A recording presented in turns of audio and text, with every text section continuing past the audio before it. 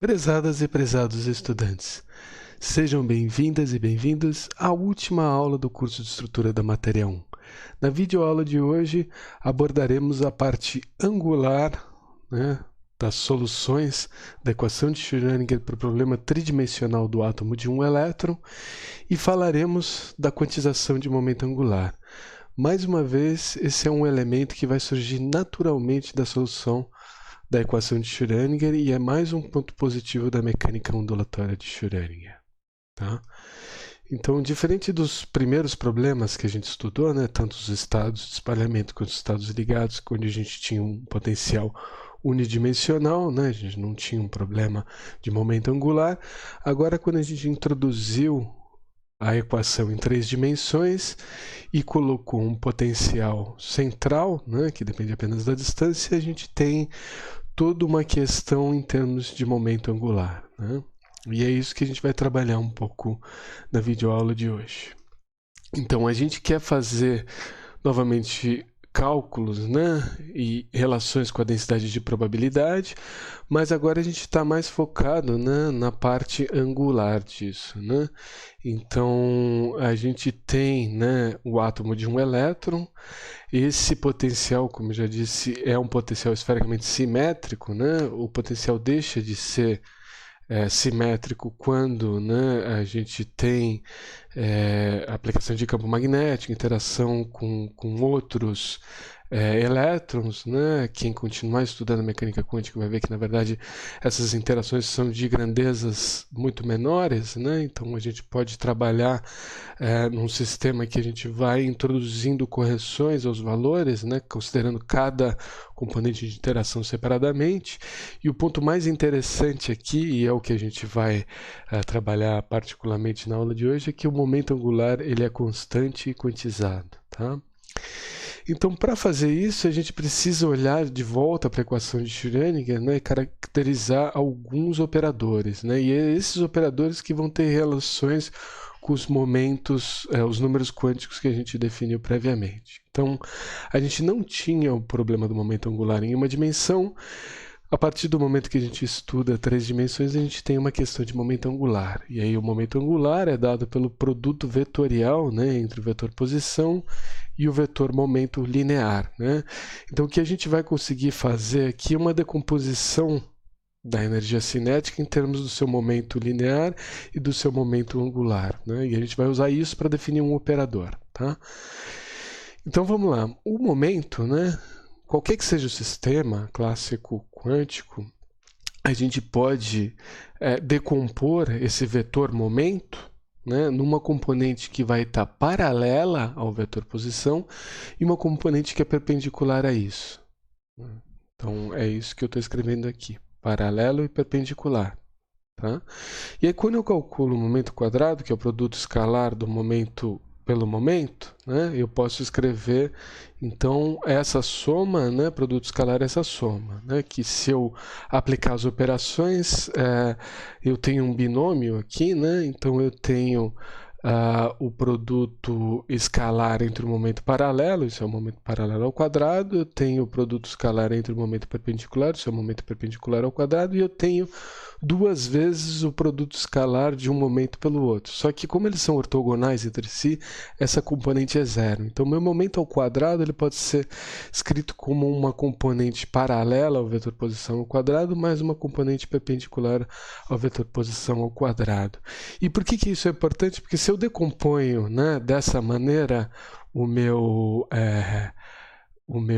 vetor momento, quando eu faço essa operação vetorial, somente a componente perpendicular a ele tem alguma importância para o cálculo do momento angular.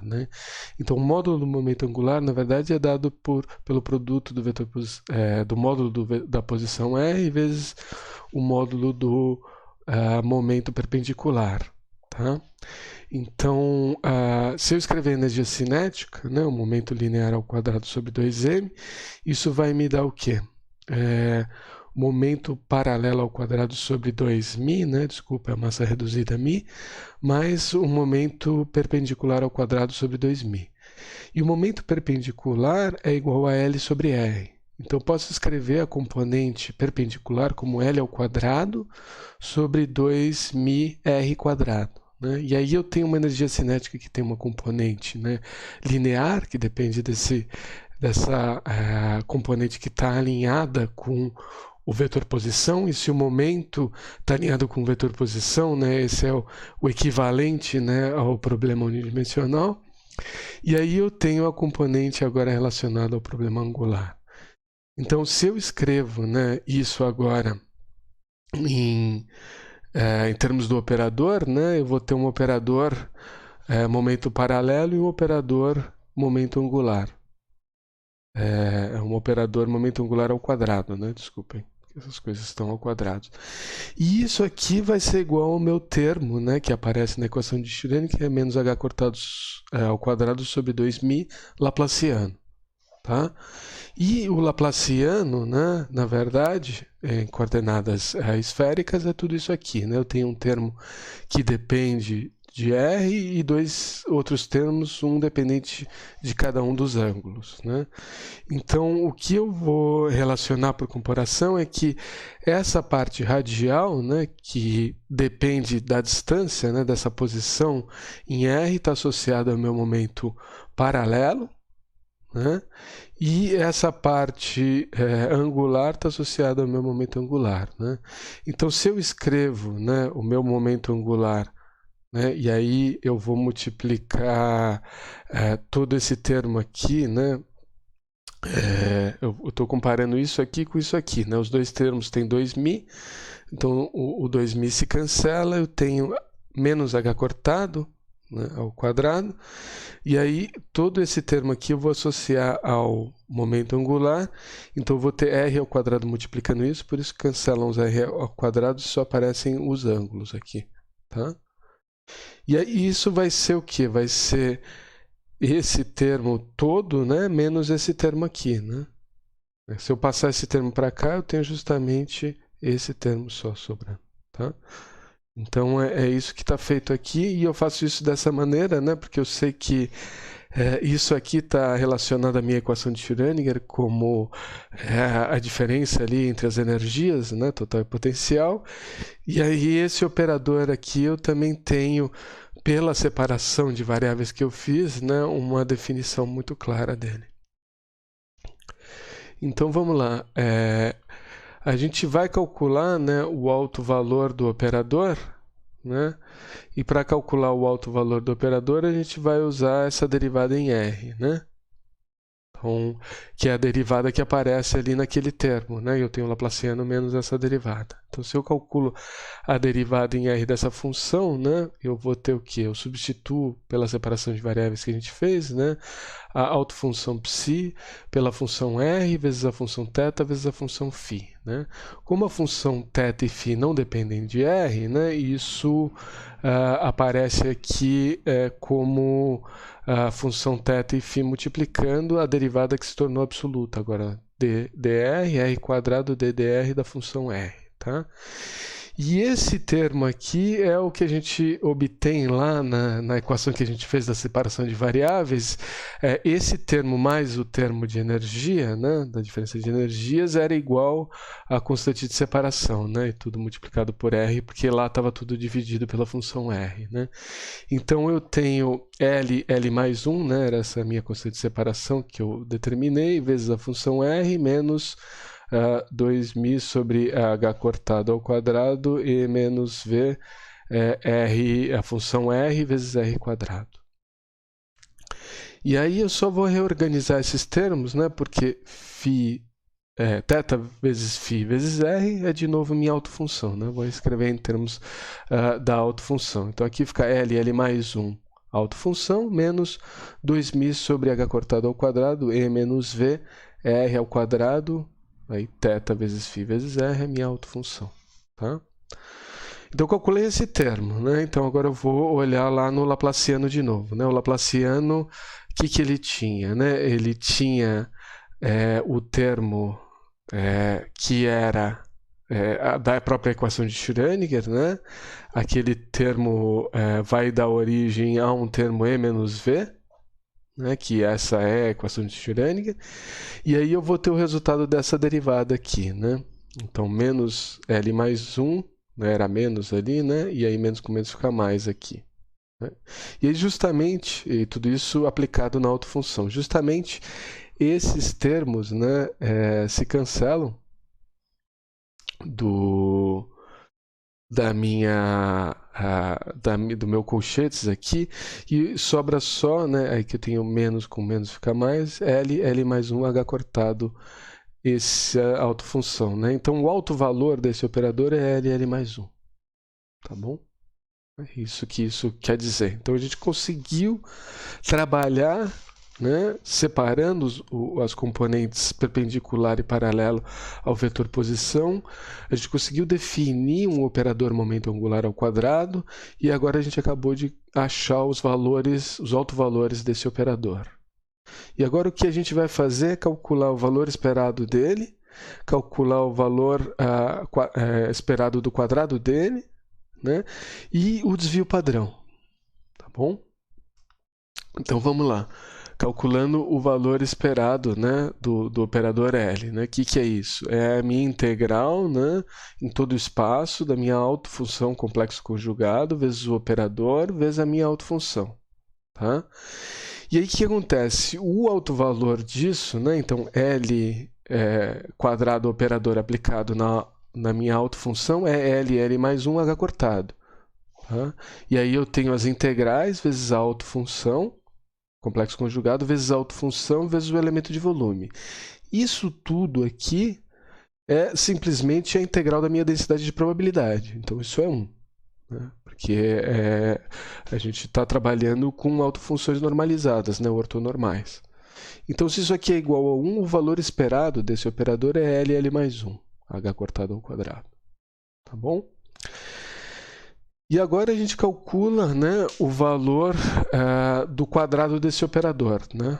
Então, aplicando duas vezes esse operador, cada vez que eu aplicar esse operador na minha autofunção, eu vou retornar um valor L mais 1 H cortado ao quadrado, de uma maneira que o que eu vou ter simplesmente, né, essa integral novamente vai dar integral de densidade de probabilidade, funções ortonormais, isso aqui é igual a 1, eu tenho simplesmente o autovalor ao quadrado daquele operador, que significa que o valor esperado do meu operador à quarta potência é simplesmente o quadrado, né, do meu operador à segunda potência. Né?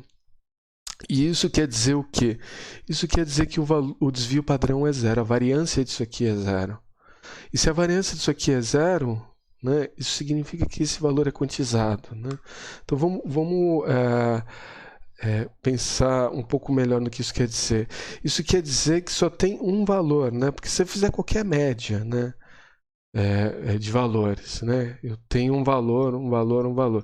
Se tiver qualquer valor diferente, né, que na média deu um resultado, eu vou ter um desvio padrão, porque eu vou ter uma variância entre os valores da média. Se a minha variância é zero, significa que todos os valores, né, relacionados a esses valores esperados são iguais. Então eu não tenho uma distribuição, eu tenho um valor único, é por isso que é quantizado. Tá? Então, dentro da equação de Schrödinger, né, estabelecendo o operador momento angular ao quadrado, a gente acabou de demonstrar que ele é quantizado. A gente não teve que postular isso adicionalmente. Né? Isso surge naturalmente da mecânica ondulatória.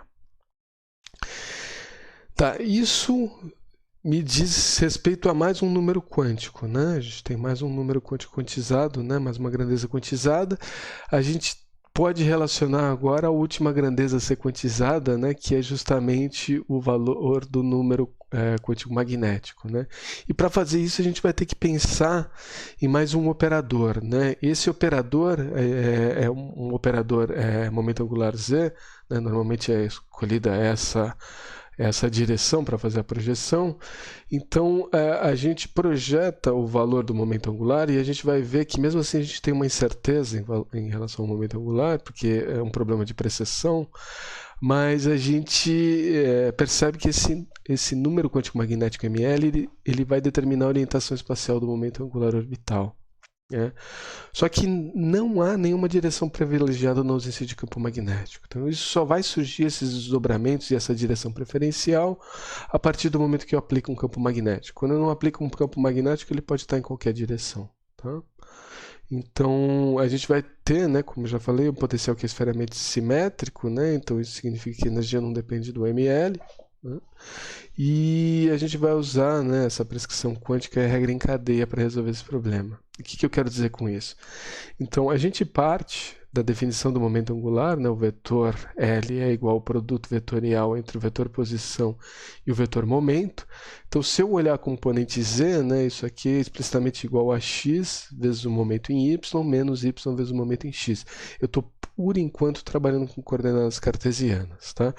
E aqui eu aplico o que é chamado da prescrição quântica, o que eu chamo de prescrição quântica, né, mas também chamado de regras de quantização, em que o momento, né, se torna um operador, né, menos IH cortado DDQ. Então, se eu substituo isso aqui, né, essa coordenada do movimento, eu vou ter o quê? Que esse operador LZ, na verdade, é menos IH cortado está aqui, eu tenho x vezes a derivada em y menos y vezes a derivada em x. Né? Então, isso ainda em coordenadas cartesianas. Agora a gente faz a mudança para um sistema esférico, né? Então, se meu x é r seno θ cosseno φ, meu y é r seno θ seno φ e meu z é r cosseno θ, né? O valor de dφ pode ser escrito como a derivada de x em relação a φ da derivada em x, mais a derivada em y da derivada em φ da derivada em relação a y, mais a derivada em z da derivada em φ e aí a derivada em z. É a regra da cadeia aqui que eu estou utilizando. E aí, a derivada em x, né? O que ela é? A derivada em x em relação a φ, né?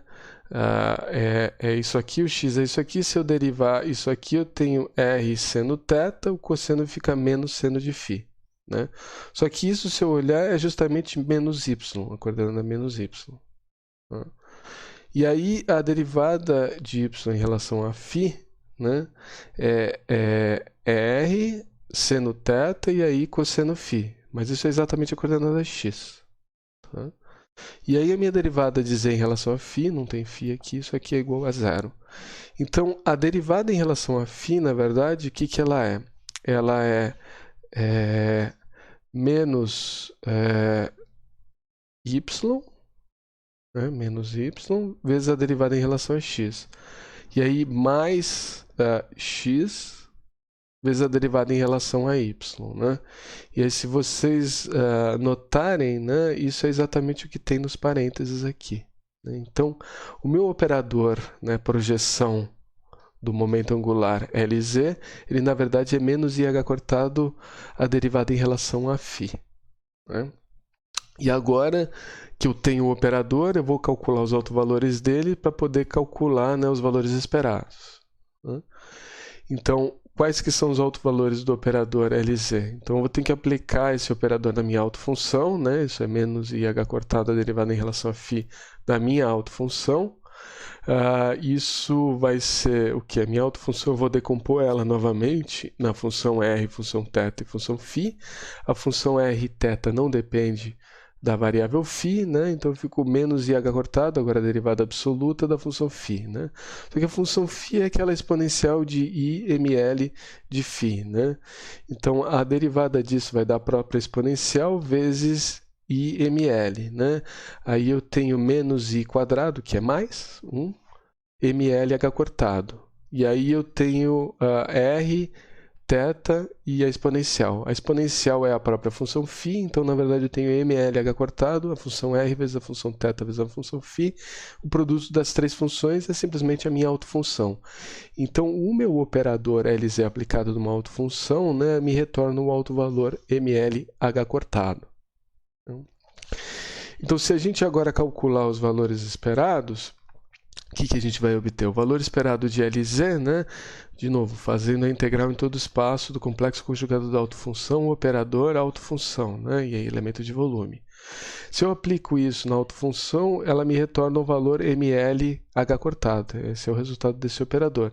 Essa integral aqui, né, que é a integral da densidade de probabilidade, para autofunções ortonormais vai ser igual a 1. Então, o valor esperado é MLH cortado. né?